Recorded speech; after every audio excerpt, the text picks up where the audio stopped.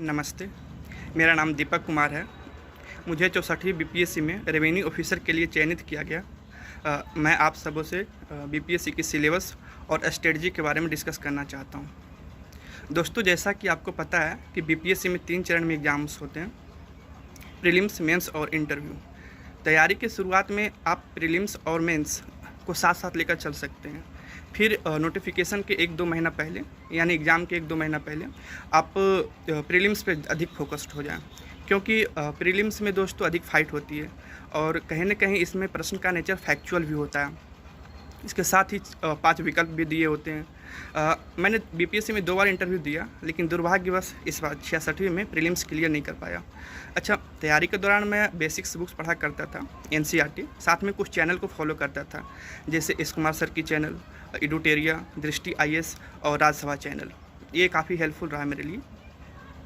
दोस्तों, प्रीलिम्स में आपको जैसा कि सिलेबस पता है कि history, geography, economy, biology, polity और बिहार स्पेशल से प्रश्न आते हैं।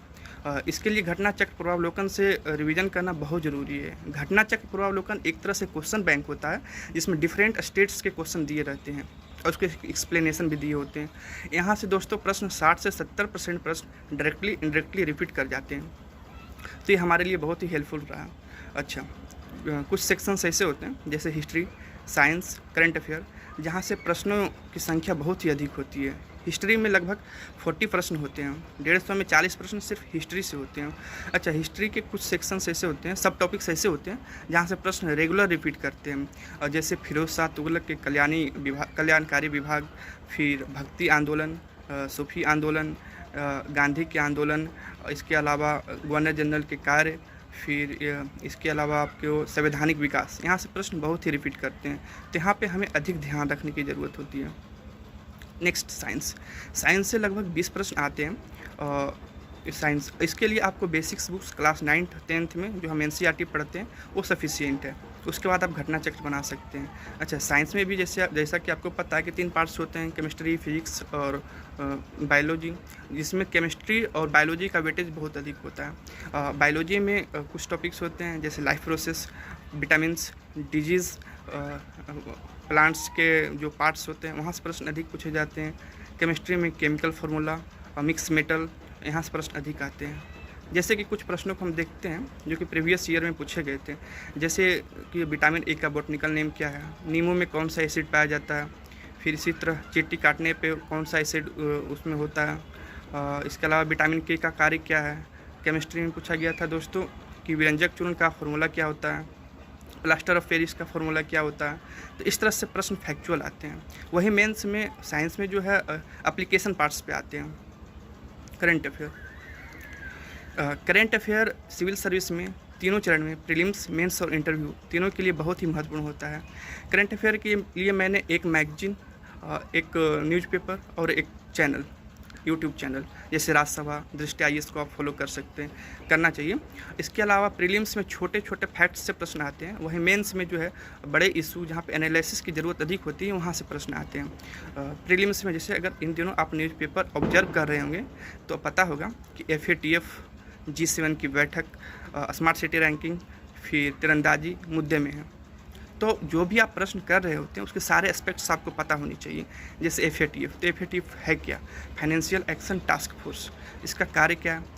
ये जो है टेरर फंडिंग, मनी लॉन्ड्रिंग पे नियंत्रण करता है। हाल ही के दिनों में 2-3 दिन पहले मैं न्यूज़पेपर देख रहा था, उसमें पाकिस्तान को फिर से ग्रे लिस्ट में डाल दिया गया। यानी ब्लैक लिस्ट में डालने की बात कही गई थी, लेकिन ग्रे लिस्ट में ही रखा गया। तो आपको पता होना चाहिए कि ग्रे लिस्ट क्या है और ब्लैक लिस्ट क्या है। इसी तरह तीरंदाजी, तो तीरंदाजी का विश्व कप चल रहा है पेरिस में, वहाँ पे दीपिका कुमारी जो कि भारतीय है, इन्होंने 3 गोल्ड लेकर के विश्व चैंपियन बना, यानी विश्व में इतिहास रचा, पहले स्थान पे वो है। तो यहाँ से प्रीलिम्स में प्रश्न एक्सपेक्ट किए जा सकते हैं। अच्छा, प्रीलिम्स में और भी जो सब्जेक्ट है जैसे पॉलिटी, इकोनॉमी, बिहार स्पेशल, यहाँ से आप कुछ बेसिक्स बुक्स पढ़ सकते हैं और उसके बाद आप घटना चक्र पूर्वावलोकन से प्रैक्टिस कर सकते हैं। Next, mains. मेंस दोस्तों बीपीएससी की दूसरा चरण और बहुत ही महत्वपूर्ण चरण होता है। मेंस में जो है आपका सिलेबस पे अच्छी समझ, साथ में उत्कृष्ट लेखन शैली का होना ज़रूरी होता है। तो हम मेंस का सिलेबस थोड़ा देखते हैं। जैसे इसमें 3 पेपर होते हैं, GS1, GS2 और ऑप्शनल। हालांकि इससे पहले एक हिंदी का पेपर होता है जो कि क्वालिफाइंग नेचर का होता है। तो GS1 में भी 3 सेक्शंस होते हैं, 3 पार्ट्स होते हैं। पहला हिस्ट्री कल्चर, सेकेंड आपका करंट अफेयर, थर्ड DI। तो हिस्ट्री एंड कल्चर जो होता है दोस्तों, लगभग इसमें 15 से 20 प्रश्न बनते हैं और वो फिक्स्ड नेचर का होता है। जैसे पटना कलम क्या है, या पटना कलम, संथाल विद्रोह, पाल कला, मौर्य कला, फिर मुंडा विद्रोह, इसके अलावा 1942 की रिवॉल्यूशन एवं जयप्रकाश नारायण की भूमिका, 1857 के विद्रोह एवं वीर कुंवर सिंह की भूमिका। इसके अलावा 3 थिंकर को पढ़ना है, गांधी, नेहरू, टैगोर। कहीं ना कहीं प्रश्न रिपीट कर रहे होते हैं। जैसे मैं 64वीं बीपीएससी जब दे रहा था तो उसमें पूछे गए थे कि मौर्य कला की विशेषता क्या है तथा बौद्ध धर्म से उसका संबंध क्या है। फिर 65वीं बीपीएससी हुआ, उसमें पूछा गया कि पाल कला की विशेषता क्या है और बौद्ध धर्म से संबंध क्या है। तो 66वीं बीपीएससी जो कि आने वाला है, तो उसमें हम ये एक्सपेक्ट कर सकते हैं कि पटना कलम की विशेषता क्या है तथा इसका जनजीवन से क्या संबंध था, या फिर उसके पतन के क्या क्या कारण थे। तो इस तरह से हम प्रैक्टिस करेंगे, नोट्स बनाएंगे हिस्ट्री के लिए। मेंस GS1 के सेकेंड पार्ट होता है करंट अफेयर। अच्छा, करंट अफेयर दोस्तों जो है न्यूज़पेपर पे अच्छी पकड़ होनी चाहिए और बड़े बड़े इशू जो चल रहे होते हैं प्रीवियस 1 सालों से, उस पर अच्छी पकड़ होनी चाहिए। जैसे अब जिसका संबंध अर्थव्यवस्था से हो, सुरक्षा से हो एवं पड़ोसी राष्ट्रों के साथ हो। जैसे अगर आप इन दिनों देख रहे होंगे तो इजराइल फिलिस्तीन का मुद्दा, फिर भारत में 2 चाइल्ड पॉलिसी, 1 नेशन 1 कार्ड की बात हो रही है, 1 राशन कार्ड की बात हो रही है। इसके अलावा डेल्टा प्लस वेरिएंट की बात हो रही है। तो आपको ये सब पे पकड़ होनी चाहिए। 64वीं बीपीएससी जब मैं दे रहा था तो चाबहार पोर्ट के बारे में पूछा गया था। 65वीं बीपीएससी में कोरोना से रिलेटेड 2 प्रश्न पूछे गए थे। और फिर अच्छा, इन दिनों करंट अफेयर मेंस में ये प्रवृत्ति देखी जा रही है जो कि कहीं ना कहीं यूपीएससी को फॉलो करती हुई दिखती है कि कोई भी रिपोर्ट या इंडेक्स उठा कर दे दिया जाता है एवं उसके कंपोनेंट है उससे रिलेटेड प्रश्न पूछ दिया जाता है। 64वीं बीपीएससी में पूछा गया था, यूएनडीपी की एक रिपोर्ट है, development report, global development report, ऐसा कुछ। फिर 65वीं बीपीएससी में पूछ दिया गया, यूएन की रिपोर्ट है, वर्ल्ड हैप्पीनेस इंडेक्स। तो 66वीं बीपीएससी जब दे रहे होंगे तो हम कुछ रिपोर्ट और इंडेक्स को तैयार कर सकते हैं, जैसे global hunger index, global gender gap index, press freedom index. तो इस तरह से हम तैयारी कर जाएंगे। अच्छा, नेक्स्ट DI दोस्तों बीपीएससी में 72 नंबर का आता है और ये बहुत ही स्कोरिंग होता है। इसके लिए आपको बेसिक पाई चार्ट आना चाहिए, फिर percentage, profit loss, ratio proportional, इस पे मतलब बेसिक समझ होनी चाहिए। इसके साथ ही प्रीवियस 2 और 3 ईयर के क्वेश्चन को प्रैक्टिस करके जाएं और ये चीज़ हो जाता है वहाँ पे। दोस्तों अब GS2 की बात करते हैं। GS2 के भी 3 पार्ट्स होते हैं। पहला polity, second economy and geography, third science and tech. Polity के लिए जो स्टैटिक्स पार्ट्स होते हैं उसके लिए M लक्ष्मीकांत को प्रेफर किया जा सकता है। वही करंट अफेयर के लिए न्यूज़पेपर तथा राज्यसभा चैनल से आप प्रेफर कर सकते हैं। दोस्तों करंट अफेयर पॉलिटी में इन दिनों कुछ मुद्दे में हैं, उससे आप फोकस्ड हो सकते हैं। जैसे राइट टू प्राइवेसी हो गया, या फिर सुप्रीम कोर्ट का कोई जजमेंट हो गया, या LGBT कम्युनिटी के लिए कोई भी जो है स्टेटमेंट दिया गया हो, फिर आर्टिकल 370 का हटना हो, यहाँ से प्रश्न पूछ दिए जाते हैं। सेकेंड पार्ट आपका इकोनॉमी एंड ज्योग्राफी। यहाँ पर ध्यान देने वाली बात है कि इकोनॉमी एंड ज्योग्राफी से कोई भी कोर प्रश्न नहीं पूछे जाते हैं। क्वेश्चन वहाँ से आते हैं जहाँ पे दोनों सब्जेक्ट बफर कर रहे होते हैं, यानी दोनों के टॉपिक जहाँ मिले होते हैं, जैसे एग्रीकल्चर, इंडस्ट्री, पॉवर्टी, अनएम्प्लॉयमेंट, ये सब टॉपिक से प्रश्न पूछ दिए जाते हैं। हाँ, इकोनॉमी में कुछ करंट डेवलपमेंट पे भी फोकस्ड होनी चाहिए, जैसे GST, NPA, insolvency bankruptcy code, फिर डब्ल्यूटीओ में क्या डेवलपमेंट चल रहा है, कौन सी वार्ता चल रही है, वहाँ से प्रश्न पूछ दिए जा सकते हैं। थर्ड पार्ट होता है दोस्तों science and tech. Science tech में हमें ध्यान रखने वाली बात है कि यहाँ पे जो भी प्रश्न पूछे जाते हैं वो एप्लीकेशन पार्ट्स पे पूछे जाते हैं, जिससे हम पिछले सालों के प्रश्नों की प्रवृत्ति को समझने की कोशिश करते हैं। पूछा गया था कि आपदा प्रबंधन में साइंस एंड टेक की भूमिका क्या है, स्मार्ट सिटी में साइंस एंड टेक की भूमिका क्या है, इसके अलावा ई गवर्नेंस में साइंस एंड टेक की भूमिका क्या है, फिर सॉलिड वेस्ट मैनेजमेंट में साइंस एंड टेक की भूमिका क्या है, इसके अलावा स्पेस टेक्नोलॉजी और न्यूक्लियर टेक्नोलॉजी में भारत की प्रेजेंट सिनेरियो क्या है, उसका वर्णन पूछा गया था। तो यहाँ पे हमें ये ध्यान रखना होता है कि प्रश्न जो भी आ रहे हैं कहीं ना कहीं एप्लीकेशन पार्ट से आ रहे हैं। फिर इसके अलावा साइंस में जो प्रेजेंट डेवलपमेंट चल रहा है, जो भी प्रेजेंट टेक्नोलॉजी चल रहा है, वो सब उसका बेसिक नॉलेज हमें होना चाहिए और लगभग हर एक प्रश्न में इसको आप यूज कर सकते हैं, जैसे कि 5G टेक्नोलॉजी, फिर बायोटेक्नोलॉजी, जीएम क्रॉप्स, इसके अलावा रोबोटिक्स, इंटरनेट ऑफ थिंग, फिर big data analysis, cloud computing, इसके अलावा नैनो टेक्नोलॉजी, ये सब शब्दों का यूज हर एक प्रश्न में करें। हाँ, तो इसकी ये हुआ दोस्तों। फिर आपका ऑप्शनल आपका जो भी हो, इसके लिए आप सेक्शन वाइज प्रश्नों का लिस्ट बनाएं, फिर उसका नोट्स तैयार करें। अच्छा, चूँकि मेरा ऑप्शनल हिंदी लिटरेचर था, तो इसके लिए मैं कुछ अपना अनुभव शेयर करना चाहता हूँ। पहला, प्रश्नों का चुनाव।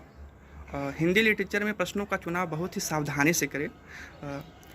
चूँकि 12 प्रश्न में 6 ही प्रश्न करना होता है, तो कुछ प्रश्नों की प्रवृत्ति या फिर कुछ टॉपिक्स की प्रवृत्ति ऐसी होती है जहाँ अंक अधिक मिलते हैं, जैसे भाषा खंड हो गया या फिर कालखंडों की प्रवृत्ति हो गया, यहाँ पे मार्क्स अधिक आते हैं, तो ये सब टॉपिक हमें चूज करनी चाहिए।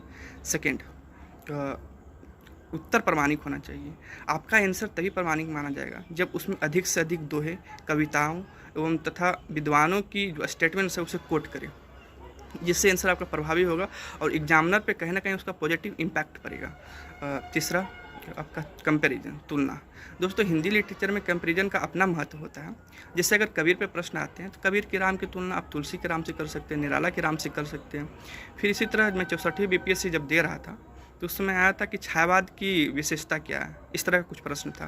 तो आपको भी पता होगा कि छायावाद जो है कहीं ना कहीं यूरोप में चल रहे रोमांटिक पोएट्री से प्रभावित था। तो वहाँ पे जो आपका वर्ड्सवर्थ और कोलरिज काम कर रहे थे, भारत में छायावादी के 4 स्तंभ जो थे, आपको पता होगा, वो कर रहे थे। तो मैंने उसको कोट किया। मैं स्टार्टिंग यहाँ से किया कि poetry is spontaneous flow of powerful feeling. तो इस तरह प्रश्न के आंसर को आप प्रभावी बना सकते हैं। चौथा, कि रिप्रेजेंटेशन। जिस तरह जीएस में आप डायग्राम, ग्राफ, चार्ट बनाते हैं, उस तरह आप ऑप्शनल में भी कर सकते हैं। पाँचवा, परिचय और निष्कर्ष, यानी भूमिका और निष्कर्ष जो है प्रभावी होना चाहिए और अलग से दिखना चाहिए। नेक्स्ट पार्ट, इंटरव्यू बीपीएससी में 120 मार्क्स के होते हैं और इसके लिए आप मॉक इंटरव्यू दें। मैंने भी एस कुमार सर के चैनल पे ऑनलाइन और ऑफलाइन भी जाकर पटना में मॉक इंटरव्यू दिया था। इंटरव्यू के लिए कुछ चीज़ ध्यान रखना होता है दोस्तों, जहाँ से प्रश्न पूछे जाते हैं, जैसे बायोडाटा, एकेडमिक क्वालिफिकेशन, फिर इसके अलावा आपका ऑप्शनल से प्रश्न पूछ दिए जाते हैं, हॉबीज़ से प्रश्न पूछे जाते हैं, फिर सिचुएशन बेस्ड क्वेश्चंस आते हैं।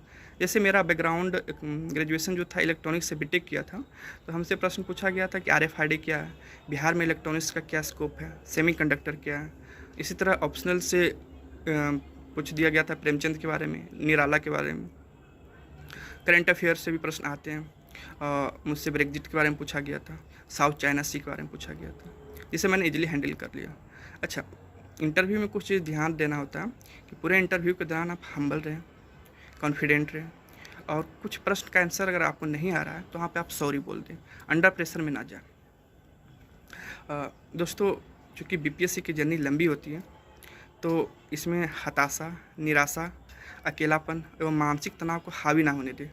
इसके लिए आप अच्छी पुस्तकें पढ़ें, म्यूजिक सुने, नोट्स बनाते रहें और खुद को मोटिवेट करते रहें। ठीक है दोस्तों, ऑल द बेस्ट।